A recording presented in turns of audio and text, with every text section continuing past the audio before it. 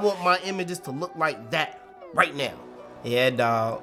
We here again. We back with another one. Let's go.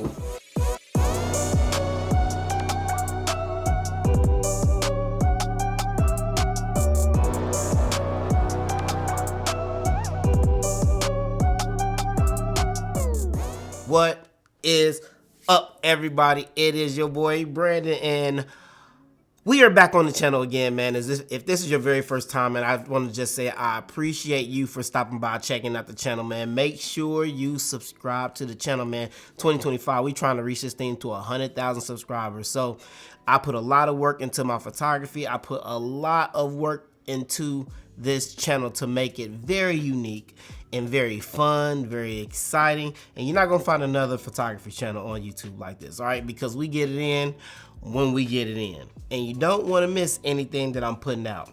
I promise you that. Because a lot of times if I'm putting out something and it has to do with photography and it's something that you love, where you gonna find it else? This is one of the big main channels here of photography, all in YouTube. So let's keep that going. Make sure you follow them. Make sure you're liking the videos. Make sure you are subscribed. And now, here's a video that you came here for. So we are back with another idea that I have.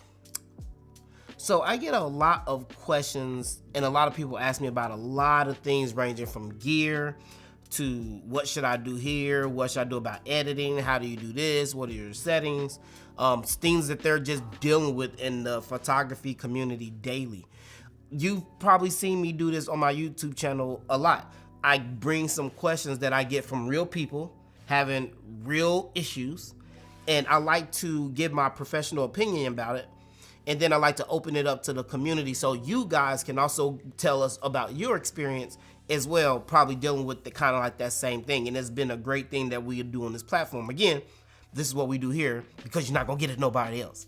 So with that being said, I think I'm gonna start calling this thing Around the Community. I think I'm gonna get an intro and everything for that, you know, so you guys know what's coming. So we got another question from one of your photographers. All right, so let's see if we can help this guy out. I'm gonna give my personal and my professional opinion about it.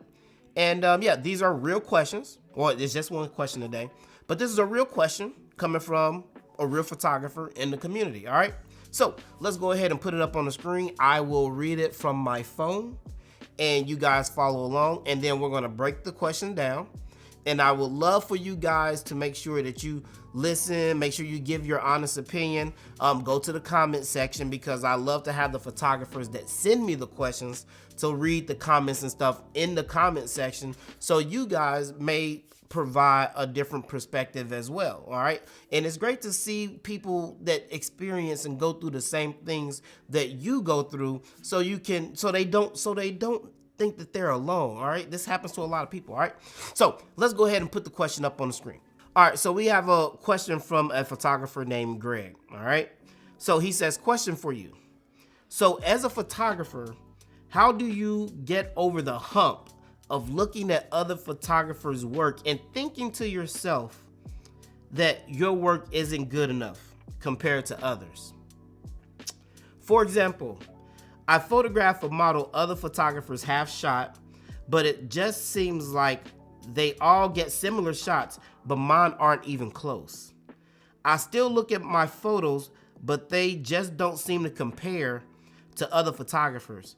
The camera settings were good, and it appears the flash settings was good.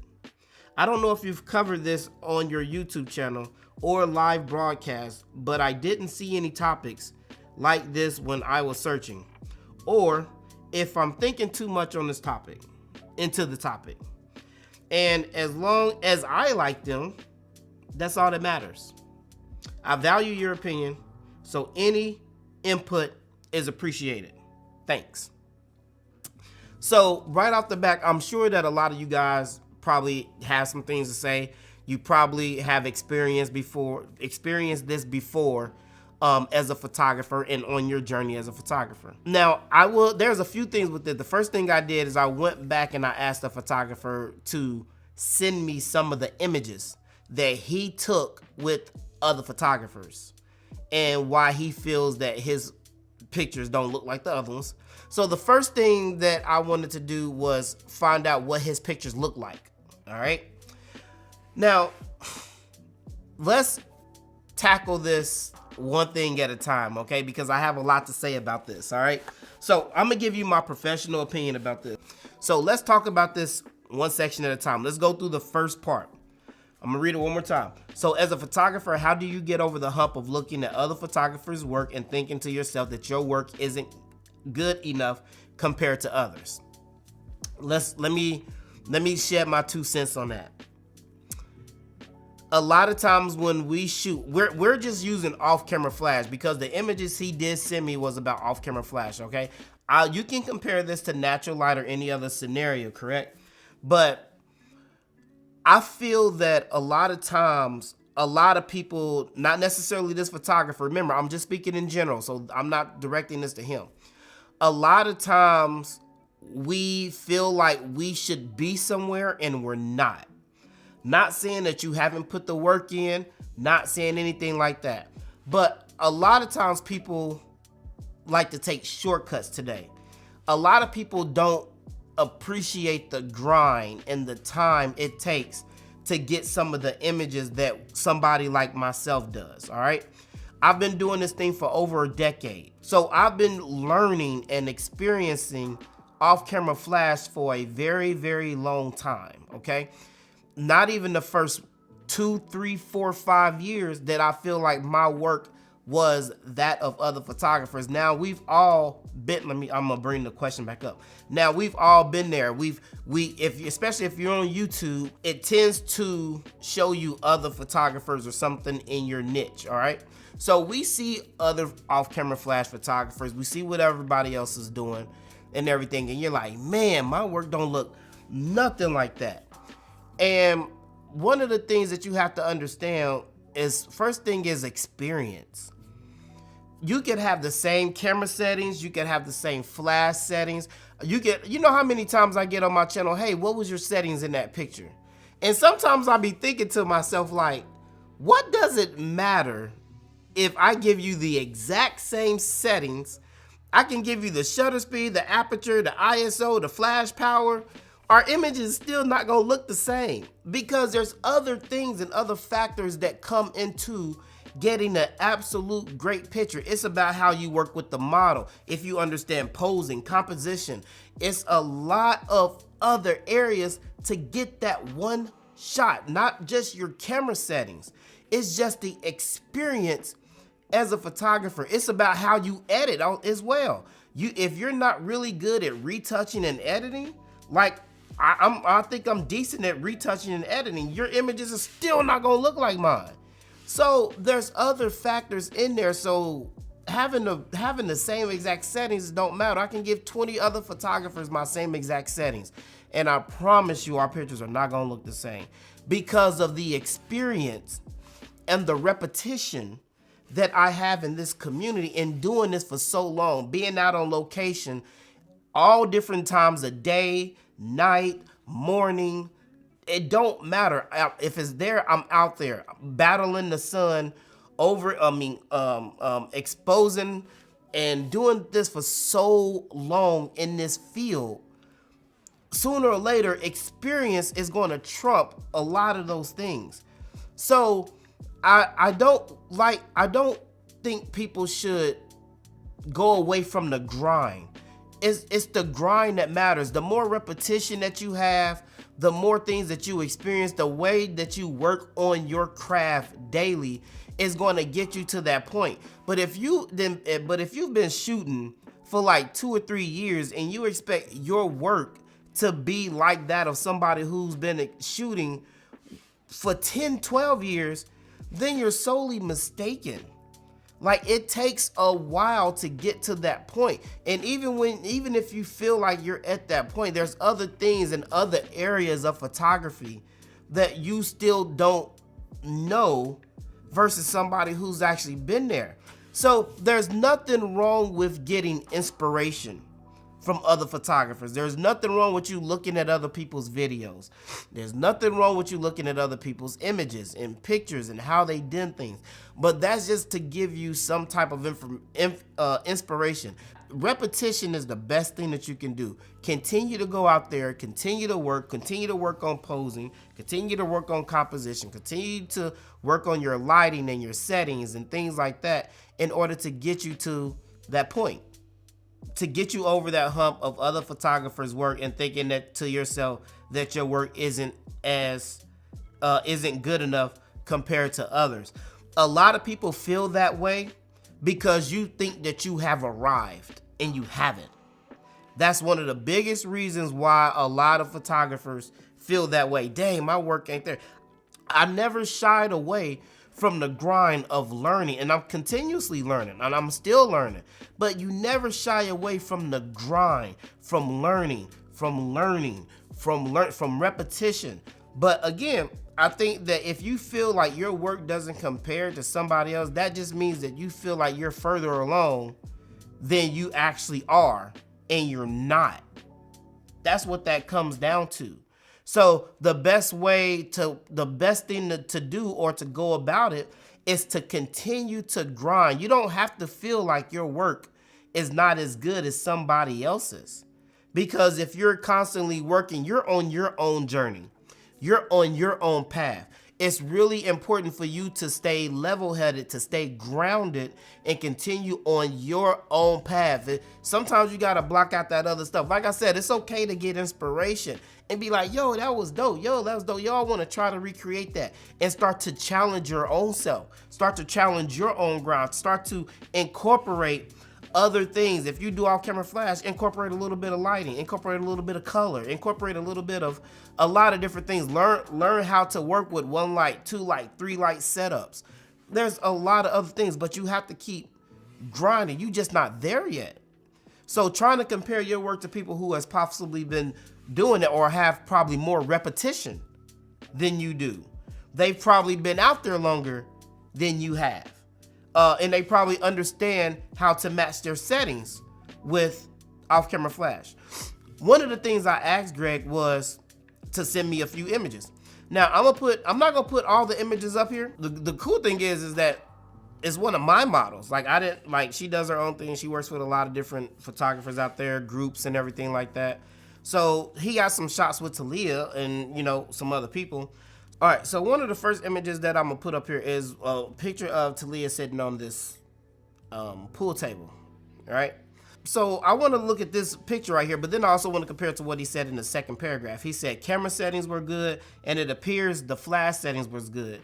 Now, if I'm looking at this from my professional standpoint of view, one thing that really sticks out to me, of course, is how bright the model is, all right? There's still some areas of flash. This tells me there's still some areas about off-camera flash, settings, all of those things that you still don't understand.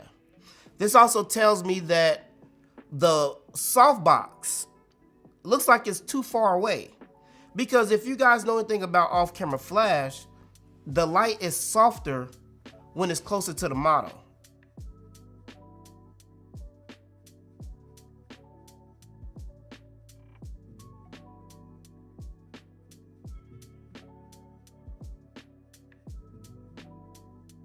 So just using my professional point of view, the image is too bright.